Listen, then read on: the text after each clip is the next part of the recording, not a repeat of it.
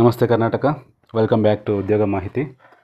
ನಾವೀಗ ಕರ್ನಾಟಕ ರಾಜ್ಯದಲ್ಲಿ ಓದುತ್ತಿರುವಂತಹ ರಾಜ್ಯ ಸರ್ಕಾರಿ ಪಠ್ಯಕ್ರಮದ 10ನೇ ತರಗತಿ ವಿದ್ಯಾರ್ಥಿಗಳಿಗೆ ಒಂದು ಶುಭ ಸುದ್ದಿಯನ್ನು ತಂದಿದ್ದೇವೆ. ಅದೇನು ಅಂತಂದರೆ, ಇದುವರೆಗೂ ನಮ್ಮ ಕರ್ನಾಟಕ ರಾಜ್ಯದಲ್ಲಿ ಕೇಂದ್ರೀಯ ಪಠ್ಯಕ್ರಮವನ್ನು ಹೊರತುಪಡಿಸಿ ರಾಜ್ಯದಲ್ಲಿ ಇದ್ದಂತಹ ಒಂದು ಪಾಸಿಂಗ್ ಮಾರ್ಕ್, ರಾಜ್ಯ ಪಠ್ಯಕ್ರಮದ ಪಾಸಿಂಗ್ ಮಾರ್ಕ್ ಏನಿದೆಯಲ್ಲ, ಅದು 35% ಅಂಕಗಳನ್ನು ರಾಜ್ಯ ಸರ್ಕಾರ ಇದುವರೆಗಿನ ಫಲಿತಾಂಶವನ್ನು ರಾಜ್ಯದಲ್ಲಿ ತುಂಬ ಕಡಿಮೆ ಫಲಿತಾಂಶ ಬರ್ತಾಯಿತ್ತು ಅನ್ನೋ ಉದ್ದೇಶಕ್ಕಾಗಿ ಅದನ್ನೀಗ ಏನು ಮಾಡಿದಾರಪ್ಪ ಅಂತಂದರೆ, ಇದನ್ನು ಕಡಿಮೆ ಮಾಡಬೇಕು, ಮಕ್ಕಳಿಗೆ ಹೊರೆಯನ್ನು ಕಡಿಮೆ ಮಾಡಬೇಕು, ಮಕ್ಕಳಲ್ಲಿ ಪಾಸಾಗುವಂತಹ ಗುಣಮಟ್ಟವನ್ನು ಸಂಖ್ಯೆಯನ್ನು ಏನು ಮಾಡಬೇಕು, ಜಾಸ್ತಿ ಮಾಡಬೇಕು ಅನ್ನೋ ಉದ್ದೇಶದಿಂದ ಅವರು ಈ ಒಂದು ತೀರ್ಮಾನಕ್ಕೆ ಬಂದಿದ್ದಾರೆ. ಅದೇನಂತಂದರೆ, ಇಲ್ಲಿವರೆಗೂ ಇದ್ದಂತಹ ಏನು ಅಧಿನಿಯಮ ಕರಡು ಇತ್ತಲ್ಲ, ಅದನ್ನು ಅವರಿಗೆ ತಿದ್ದುಪಡಿ ಮಾಡಿದ್ದಾರೆ.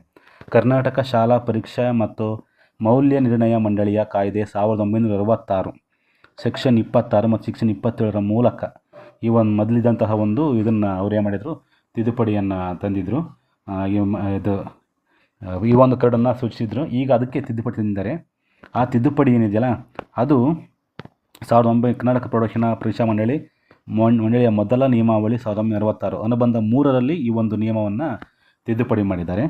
ನಿಯಮ 16 ಮತ್ತು ಅದಕ್ಕೆ ಸಂಬಂಧಿಸಿದ ನಮೂದುಗಳಿಗೆ ಈ ಕೆಳಕಂಡಂತೆ ಪ್ರಯೋಜಿಸತಕ್ಕದ್ದು ಅಂತ ಕೊಟ್ಟಿದ್ದಾರೆ ಅಲ್ಲಿ. ಸೊ ನೀವು ನೋಡಿರ್ಬೋದಲ್ಲಿ ಇಲ್ಲಿ ಕೊಟ್ಟಿದ್ದಾರೆ, ಇಲ್ಲಿ ಶೀರ್ಷಿಕೆ ಮತ್ತು ದಿನಾಂಕ ಅನುಬಂಧ ಅಂತ ಕೊಟ್ಟಿದ್ದಾರಲ್ವ. ಸೊ ಇದರಲ್ಲಿ ಈ ಒಂದು ಸೆಕ್ಷನ್ನಿಗೆ ಅವ್ರು ಏನು ಮಾಡಿದ್ದಾರೆ, ತಿದ್ದುಪಡಿಯನ್ನು ತಂದಿದ್ದಾರೆ. ಸೊ ನೆಕ್ಸ್ಟ್ ನೀವು ನೋಡಬಹುದು ಏನೇನು ತಿದ್ದುಪಡಿ ತಂದರೆ, ಎಷ್ಟು ಮಾರ್ಕ್ಸ್ ತೆಗಿಬೋದು ಅಂತ ಕೇಳ್ತಾರೆ ಇಲ್ಲಿ.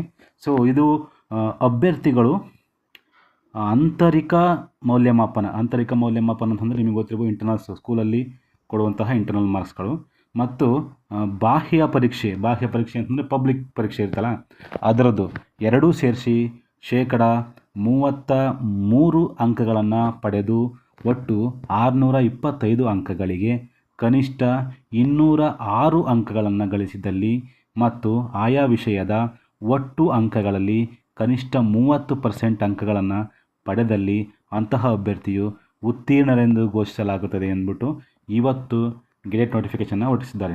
ಇದುವರೆಗೂ ಇದ್ದಂತಹ 35% ಪಾಸಿಂಗ್ ಮಾರ್ಕನ್ನು ರಾಜ್ಯ ಸರ್ಕಾರ ಮಕ್ಕಳಿಗೆ ಅನುಕೂಲ ಆಗಲಿ ಅನ್ನೋ ಉದ್ದೇಶದಿಂದ 30 ಅಂಕಗಳಿಗೆ ಅದನ್ನು ಇಳಿಸಿ ತುಂಬ ಒಳ್ಳೆ ಕೆಲಸ ಮಾಡಿದ್ದಾರೆ. ಯಾಕೆಂದರೆ ಹಳ್ಳಿ ಮಕ್ಕಳು, ಬಡ ಮಕ್ಕಳಿಗೆ ಕೆಲವರಿಗೆ ತುಂಬ ಕಷ್ಟ ಆಗ್ತಿತ್ತು. ಇನ್ನು ಮುಂದೆ ಇದರಿಂದ ತುಂಬ ಉಪಯೋಗ ಆಗುತ್ತದೆ ಅಂತ ಹೇಳಲಿಕ್ಕೆ ತುಂಬ ಖುಷಿ ಆಗುತ್ತೆ. ಸೊ ಈಗ ಇನ್ನು ಮುಂದೆ SSLC ವಿದ್ಯಾರ್ಥಿಗಳಿಗೆ ಚೆನ್ನಾಗಿ ಓದಿ ಪಾಸ್ ಆಗಲಿ ಅಂತ ನಾವು ಹಾರೈಸೋಣ.